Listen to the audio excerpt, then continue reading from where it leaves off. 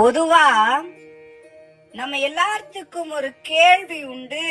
நான் கந்தனையே எந்நேரமும் தொழுது நிற்கிறேன்.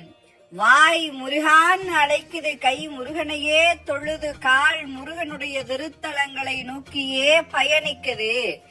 கந்தன் அல்லாது இந்த உலகில் ஒரு அணுவும் அசையாதுன்னு நம்பி அவனையே சரணாகதி அடைஞ்சு கிடக்கிறேன்.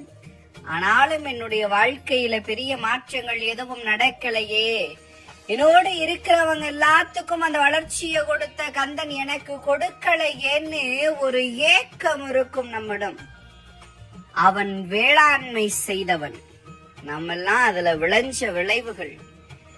விளைத்தவனுக்கு தெரியும் இந்த பயிருக்கு எப்போது வெளிச்சம் வேணும், எப்போது நிழல் வேண்டும், எப்போது உரம் வேண்டும், எப்போ சூரியனில் இது காயணும்னு சொல்லி. அப்படி எல்லாம் தெரிஞ்ச கந்தன் வாழ்க்கையில் நமக்கு எது எப்போது வேண்டும் என்பதை அறிந்து காலத்திற்கேற்ப கந்தன் கொடுப்பான்.